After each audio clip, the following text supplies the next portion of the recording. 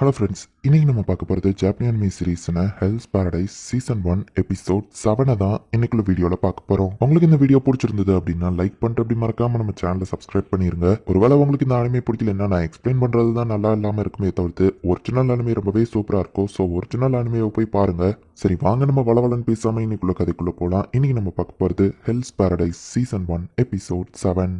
ஏதோ 2 கிரீச்சர்ஸ் வந்துட்டு அந்த இடத்துல ஒன்னா இருக்கிறத வந்து அசாவும் டோமாவும் பாக்குறாங்க. ஹியூமன்ஸ் எப்படி இவ்வளவு தூரத்துக்கு வந்தாங்க அப்படின்னு சொல்லி அது கேட்கவும், நீ பேசுறத வச்சு பார்த்தா நீ ஹியூமன் இல்லன்னு நினைக்கிறேன் அப்படின்னு ஆசா ஃபைட்க்கு ரெடி ஆகுறான். நீங்களே எங்க கூட ஜாயின் பண்ணிக்கிட்டீங்களா அப்படின்னு இன்னொரு கிரீச்சர் கேக்குது. என்ன பேசுற அப்படின்னு அந்த எல்லோ ஹேர் கேட்கவும், இவ்வளவு வருஷம் கழிச்சு ஹியூமன்ஸை பாக்குறா, அது என்ஜாயபிளா இருக்கும் அப்படின்னு அந்த பிங்க் ஹேர் சொல்லுது. இவங்களை டானா மாத்திர வேண்டியதான் அப்படின்னு அந்த எல்லோ ஹேர் வந்துட்டு பொண்ணா இருந்தது இப்ப பையனா மாறுது. இங்க நம்ம ஹீரோ டீம் வந்து ஒரு வில்லேஜ் கண்டுபிடிச்சிருக்காங்க. உண்மையிலேயே அங்க ஹெர்மைட் இருந்தாலும் அதை தோக்கடிக்கணும் அப்படின்னு நம்ம ஹீரோ பேசிட்டு இருக்கா. அப்ப பின்னாடியில இருந்து ஒரு பொண்ணு எட்டி பாக்குறது நம்ம ஹீரோ நோட்டீஸ் பண்ணி அவளை ஃபாலோ பண்ணி போறான். மான்ஸ்டர் நினைச்சு நம்ம ஹீரோ ஃபர்ஸ்ட் துரத்துறான். ஒரு சின்ன பொண்ணா அப்படின்னு நம்ம ஹீரோ பார்த்தா திடீர்னு குரூட்டுக்கு அண்ணன் மாதிரி இருக்கிற ஒரு கிரீச்சர் வந்துட்டு டக்குன்னு நம்ம ஹீரோவை அட்டாக் பண்ணுது. என்ன காபி மாறு மரம்லாம் ஒண்ணு வந்து அட்டாக் பண்ணுதுன்னு யூசரியா கேக்குறா. அந்த பொண்ணுக்கு இந்த இடத்துக்கு கண்டிப்பா தெரிஞ்சிருப்போம், அவளை நம்ம மிஸ் பண்ணிடக்கூடாது அப்படின்னு நம்ம ஹீரோ போறான். அந்த ட்ரீ கிரீச்சரை நீங்களே சமாளிங்க நம்ம ஹீரோ போறான். காபி மாறுவ நான் கண்காணிச்சுட்டே இருக்கணும் சாண்டா, நீயே அவளை பாத்துக்கோ அப்படின்னு சொல்லிட்டு சாகரியும் நம்ம ஹீரோவை ஃபாலோ பண்ணி போறா. சாண்டா ஃபைட் பண்ண ரெடி ஆகுவான். அவனோட கண்ணாடியை கழட்டிட்டு இதை நீ பார்க்க கூடாது, நானே ஃபைட் பண்றேன் அப்படின்னு அவ எதையோ குடிக்கிறா. அவ உடம்பு ஃபுல்லா ஸ்லைம் மாதிரி ஏதோ ஒண்ணு வருது.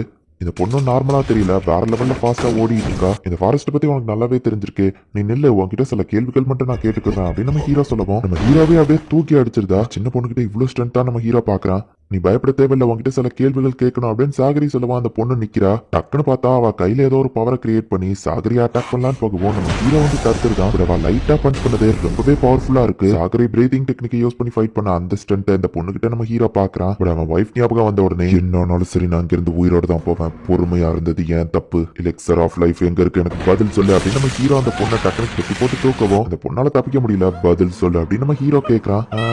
அந்த பொண்ணை அழ ஆரம்பிக்கிறா.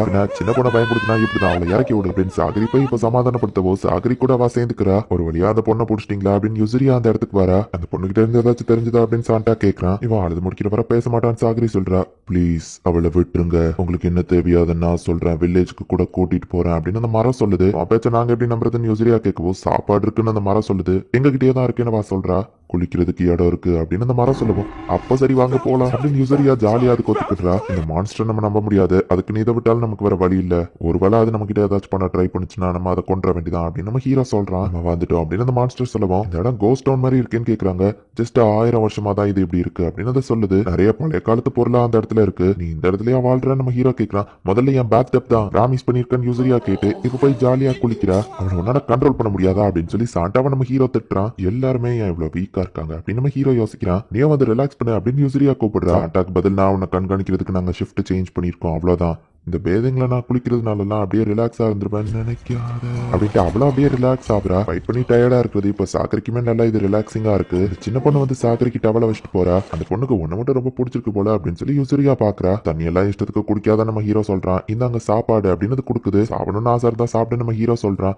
இல்ல இதுல பாய்சன்லாம் கலக்கல, அது சின்ன பொண்ணு இதை தான் சாப்பிடுவா அப்படின்னு அந்த மான்ஸ்டர் சொல்லுது. சரி இது என்ன இடம் அதை பத்தி சொல்லு அப்படின்னு நம்ம ஹீரோ கேட்கறான். அட என்ன விட்டு சாப்பிட ஆரம்பிச்சிட்டீங்களா அப்படின்னு யூசரியா அந்த இடத்துக்கு வரா. நீ சாப்பிடலையான அந்த மான்ஸ்டர் கேட்கவும் நம்ம ஹீரோ சாப்பிடாம உட்காந்துருக்கான். ஹியூமன்ஸ் இந்த இடத்தை எப்படி சொல்வாங்கன்னு தெரியாது, பட் நாங்க இதை கோட்டோக்கோ இல்ல ஷின்செங்கியோன்னு சொல்லுவோம் அப்படின்னு சொல்லுவோம். நான் கேள்விப்பட்ட ஷின்செங்கியோட இது டிஃபரெண்டா இருக்கேன்னு சாகரி கேட்கும். 1000 வருஷங்களா அந்த இடத்த விட்டு நான் வெளியே போனது இல்ல, சோ மனுஷங்க இதை பத்தி என்ன நினைக்காங்கன்னு எனக்கு தெரியாது அப்படின்னு சொல்லுவோம். எலிக்சர் ஆஃப் லைஃப் இங்க தான் இருக்கா நம்ம ஹீரோ கேட்கறான். ஆமா ஏன்ஷியன் புராண படி பார்த்தா இது இங்க தான் இருக்கு அப்படின்னு சொல்லுவோம். சரி அது எங்க இருக்கு அப்படின்னு நம்ம ஹீரோ கேட்கவும், அது ஒரு 3 சர்க்கிள் வரைஞ்சு இந்த ஃபர்ஸ்ட் சர்க்கிள் கடல்கள் சுத்தி இருக்கிற இடம், மிடில் ரீஜன் ஹோஜோ, இங்க தான் நம்ம இருக்கிறோம், அண்ட் இந்த சென்டர் தான் ஹோராய், இங்க தான் எலிக்சர் ஆஃப் லைஃப் இருக்கு அப்படின்னு சொல்லுவோம். மத்த 2 பேரும் ஹாப்பி ஆகுறாங்க. நீ அதை உன் கண்ணால பாத்திருக்கியா, உண்மைதான் நான் எப்படி நம்புறது அப்படின்னு நம்ம ஹீரோ கேட்கறான். அங்க போற வழியில நீங்க டென்ஷனை பாப்பீங்க, அதுவே உங்களுக்கு ஒரு ப்ரூஃப் தான், ஏன்னா டென்ஷன்ங்கிறதே ஒரு இம்மார்டல் பீயிங் தான் அப்படின்னு அந்த ட்ரீ மான்ஸ்டர் சொல்லுது. ஆசா அந்த மான்ஸ்டர் துண்டா வெட்டியுமே அது ஃபுல்லா திரும்ப வளர்ந்துருது. அண்ட் அது லைட்டா டச் பண்ணதுக்கே இவனோட வெப்பன் வந்து சில்லி சில்லியா நொறுங்குது. டென்ஷன் எந்த ஹியூமன்ஸையும் அந்த ஐலாண்டுக்குள்ள விடாது, உள்ள வந்த எல்லாருக்கும் மரணம் தான். நீங்க எனக்கு எதிரியோ கிடையாது, ஃப்ரெண்ட்ஸும் கிடையாது, ஆனாலும் ஏன் விருந்து கொடுத்தேன்னா உங்களால எங்க இருந்து உயிரோட வெளியே போக முடியாது அப்படின்னு சொல்லவும் யூசரியாவும் நம்ம ஹீரோவா அது கழுத்துல கத்திய வைக்கிறாங்க. டென்ஷன் டென்ஷன் இங்க வந்து யாரையும் உயிரோட விட்டதில்ல. லைஃப் எனர்ஜியா அது டானா மாத்திரும். அவங்க தான் அந்த இடத்தோட கடவுள் மாதிரினே சொல்லலாம். இங்க வந்த எல்லா ஹியூமன்ஸ்க்குமே ஒரே நிலைமை தான். எக்ஸாக்ட்லி அது ஹியூமன்ஸை கொள்ளாது. அந்த ஹியூமன்ஸ் எல்லாருமே ஃப்ளவர்ஸா ரீஇன்கார்னேஷன் ஆவாங்க அப்படின்னு அந்த ட்ரீ மான்ஸ்டர் சொல்லுது. ஆசா அண்ட் டாமாவோட லைஃப் எனர்ஜியை உறிஞ்சு ஃப்ளவரா மாத்தா அந்த டென்ஷன் இவங்கள ஒரு குழிக்குள்ள போட்டு போகுது. லைஃப் எனர்ஜி தான் டானோட மெயின் சோர்ஸ். எனக்குமே அந்த எலிக்சர் ஆஃப் லைஃப் கிடைச்சிருக்கு அப்படின்னு அது கையை உடச்சு காமிச்சு உடனே திரும்ப வளர வைக்குது. இந்த பொண்ணு இம்மார்டல் தானா அப்படின்னு நம்ம ஹீரோ கேட்கப்போ அந்த பொண்ணு பயப்படுறா. காமிச்சு அவளை இப்படியா பயன்படுத்துவன்னு கேட்கப்போ சாரி நம்ம ஹீரோ சொல்றான். கடவுள்கள் வாழ்ற ஷின்சென்கியோன்னு நீங்க கேள்விப்பட்டது இந்த இடம் தான். பட் இங்க வந்து யாரும் உயிரோட திரும்ப போனதில்லை அப்படின்னு அந்த ட்ரீ மான்ஸ்டர் சொல்லுது. நீ போய் ரிலாக்ஸ் பண்ண வேண்டியதானே நம்ம ஹீரோ கேட்கவும் நாளா ரிலாக்ஸாவே இருக்க மாட்டோம் கண்காணிச்சிட்டே இருப்பேன் சாக்ரி சொல்றா. குடிச்சிட்டு வந்தவனே பார்த்தேன்னு நீ எவ்வளவு கேர்ஃபுல்லா இருந்தானு அப்படின்னு நம்ம ஹீரோ சொல்றான். எலிக்சர் ஆஃப் லைஃப் அந்த டென்ஷன் தான் பாதுகாத்துட்டு இருக்காதுங்க கூட நம்ம கண்டிப்பா ஃபைட் பண்ணி தான் ஆகணும் அப்படின்னு நம்ம ஹீரோ சொல்றான். இந்த பொண்ணு பேருமே என்னோட பேர் ஹோகோ. நாங்க அமைதியா நிம்மதியான லைஃப் வாழணும்னு நினைக்கிறோம். சோ எங்களை விட்டுருங்க அப்படின்னு அந்த மான்ஸ்டர் சொல்லியிருக்கோம். ஹோகோ சொல்றதை பார்த்தா பொய் மாதிரி தெரியல. பட் அதே நேரத்துல அவன் எதையோ மறைக்கிறான். சாகரியும் நம்ம ஹீரோவை யோசிக்கிறாங்க. டென்ஷன்ன்றது இருக்கிறதுலே ஹை லெவல் ஹெர்மே ஷோஷின் அண்ட் ஹோரா இதை பத்தி ஹிஸ்டரியில மென்ஷன் பண்ணிருக்காங்க அப்படின்னு சாட்டோ சொல்றான். ஹீரோ அப்படியே குளிக்கலான்னு உள்ள போய் பார்த்தா அந்த பொண்ணு நின்னுட்டு இருக்கா. ஹீரோவை பார்த்தா ஆள ஆரம்பிக்கிறா. பட் என்னோட அட்ரஸ் கழட்டுறா அப்படின்னு சாகரி நம்ம ஹீரோவை தள்ளி விடுறா.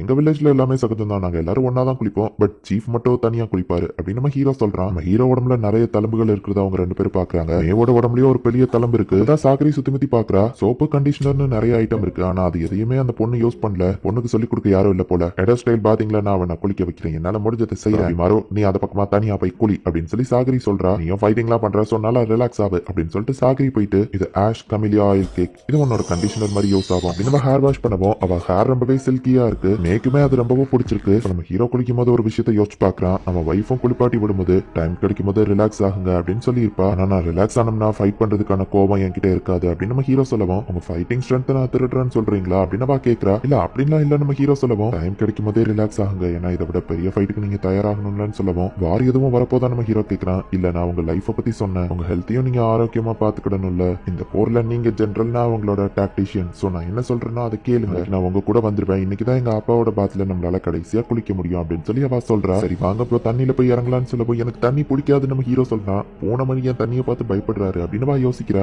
என்னோட டாக்டிஷியன் நான் உன்கிட்ட ஒண்ணு சொல்லலாமா? உன் தலம்ப மறைக்கிற மாதிரி உன் ஹேர் ஸ்டைல நீ வச்சிருக்கணும்னு அவசியம் இல்ல. உன் தலம்ப பார்த்து எனக்கு எந்த பிரச்சனையும் இல்ல அப்படின்னு நம்ம ஹீரோ சொல்லவும் எனக்கு இந்த ஹேர் ஸ்டைலும் பிடிக்கும் தான். ஆனா நீங்க சொன்ன அந்த விஷயம் எனக்கு ரொம்பவே சந்தோஷமா இருக்குது. என் ஜெனரல் சொல்லி நான் கேட்காம இருப்பேனா ரொம்பவும் தேங்க்ஸ் அப்படின்னு சொல்லி அவ ஹாப்பி ஆகுறா. ஹே மே உன் முதுகுல இருக்கிற தலம்பு பார்த்து நீ அவமானப்படணும்னு அவசியம் இல்லை அப்படின்னு நம்ம ஹீரோ சொல்லவும் பொண்ணுங்களுக்கு அந்த ஆப்ஷன் கிடையாது அப்படின்னு சாகரி சொல்றா. அது உண்மை இல்ல. எனக்கு தெரிஞ்ச ஒரு பொண்ணுக்கும் முகத்துல தலம்பு இருக்கும். ஆனா நான் பார்த்ததுலயே அவ தான் அழகு அப்படின்னு நம்ம ஹீரோ சொல்லவும் நீ இந்த மாதிரிலாம் பேச மாட்டேன்னு சாகரி பாக்குறா. மேக்கு இப்ப நம்ம ஹீரோவை பிடிச்சிருது. நம்ம ஹீரோவை போய் பிடிச்சிக்கிடுறா. நான் நினைச்சது சரிதான். இவன் அந்த லெவலுக்கு மோசமானவன் கிடையாது அப்படின்னு சாகரி யோசிக்கிறா. இங்க எதுக்காக நான் வந்தனா அந்த வழியை விட்டுட்டு மத்த எல்லாத்தையும் பாக்குறேன். எனக்கு ரொம்ப நேரம் கிடையாது. எலிக்சர் ஆஃப் லைஃப் நான் சீக்கிரமா கண்டுபிடிச்சு திரும்ப போகணும். ஏன்னா என் ஒய்ஃப் எனக்காக காத்துக்கிட்டு இருக்கா. நான் டைமை வேஸ்ட் பண்ணக்கூடாது அப்படின்னு நம்ம ஹீரோ யோசிக்கிறான். இந்த இடத்துல இந்த எபிசோட் முடியுது. எலிக்சர் ஆஃப் லைஃப் இந்த இடத்துல தான் இருக்கு அப்படிங்கிற கன்ஃபர்மேஷன் இவங்களுக்கு கொஞ்சம் கிடைச்சிருக்கு. ஆனா அது 100% உண்மையா என்னங்கிறது இவங்களுக்கு தெரியாது. அந்த டென்ஷன் சொல்லப்படுற அந்த கிரீச்சர் வந்து இம்மார்டலா இருக்கு. ஈவன் அதை துண்டா வெட்டினாலுமே கூட திரும்பவும் அதுங்க ஃபாஸ்டா ரீஜெனரேட் ஆகி உயிரோட வந்துருது.